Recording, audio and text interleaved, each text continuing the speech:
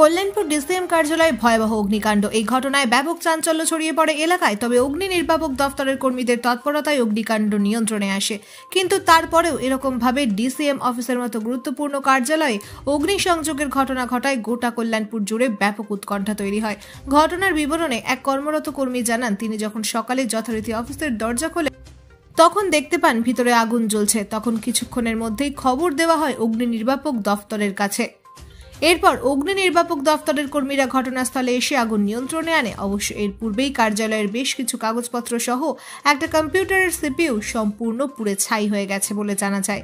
এদিকে অগ্নি নির্বাপক দফতরের কর্মীদের সাথে কথা বললে তারা জানান, অগ্নিকাণ্ডের খবর পেয়ে ঘটনাস্থলে ছুটে আসতে যথেষ্ট বেগ পেতে হয়েছে তাদের, কারণ রাস্তার দুধারে অপরিকল্পিতভাবে বিভিন্ন প্রকারের যানবাহন দাঁড়িয়ে থাকায় সমস্যায় পড়তে হয়েছে।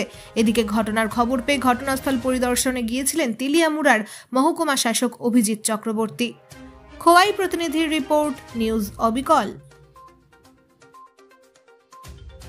ডিসি অফিসে যে সময় আগুনের খবরটা পাইছেন, যখন কল্যাণপুর বাজারের মধ্য দিয়ে আপনারা আইছেন, বারবার আপনাদের গাড়িটা ব্যাক পাইতে হয়েছে, মানে বিভিন্ন কারণে, মানে পথচারী বা যানজট বা বিভিন্ন রাস্তার মধ্যে বাইক থাকে, এইসব কারণে দেখছি আপনারা গাড়িটা বারবারই আটকে গেছে।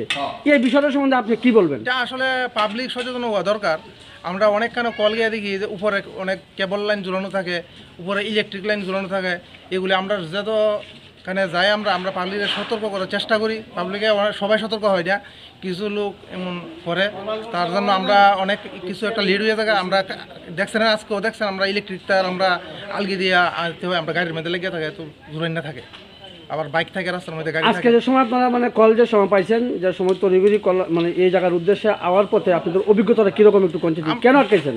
আমরা বাজারে কল হইলে তো একটা ডেঞ্জারাস হয়ে থাকে একটা বাজারের, কারণ বাজার একটা বড় থাকে, একটা দোকান থেকে অনেকগুলি দোকান পুরা যায়।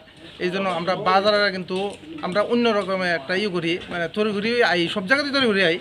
বাজারের কলটা তো অনেক ক্ষয়ক্ষতি হয়, দেখছেন। আমরা আজকে যে সময় আপনারা আইছেন, বারবার গাড়িগুলি কেন থামছে আপনারা? ওইটা বাজারের মধ্যে যে গাড়ি আসলো, বাইকে জাম বা ছোটো গাড়ি জাম হয়ে থাকে, তারা যেখানে সেখানে গাড়ি রেখে চলে যায়।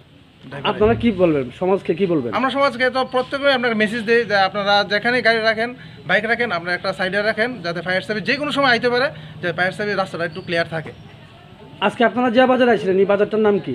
এটা কল্যাণপুর বাজার, থানার পেছনে ডিসিএম একটা রুমে অফিসে একটা ফায়ার কল হয়েছে।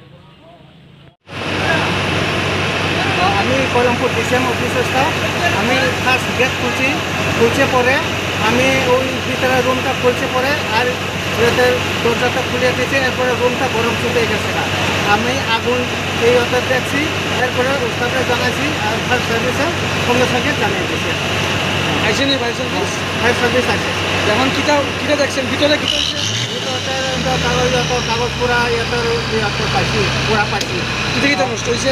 আগুন ছুটে গেছে। কিটা নষ্ট হয়েছে? যেটা তো ওই ইয়াতের কম্পিউটার মেশিনটা নষ্ট হয়েছে, ইয়াতে পুরা হয়েছে, কাগজপত্র ইয়াতে পুরা হয়েছে। কল পাইছি যে থানার সঙ্গে ডিসি অফিসে একটা ফায়ার কল হয়েছে। আমরা সঙ্গে সঙ্গে আইসি, এখানে আয়া দেখি একটা রুমের মধ্যে ইলেকট্রিক শর্ট, একটা রুম কাগজপত্র সব পুরা গেছে। কি অবস্থা আছে এখানে? আমরা আয়ত্ত আনছি, আগুন নিবাইছি। ক্ষয়ক্ষতি কে বলছে মনে করি? কাগজপত্র পুরা গেছে, সব ডকুমেন্ট আছে কিছু পুরা গেছে।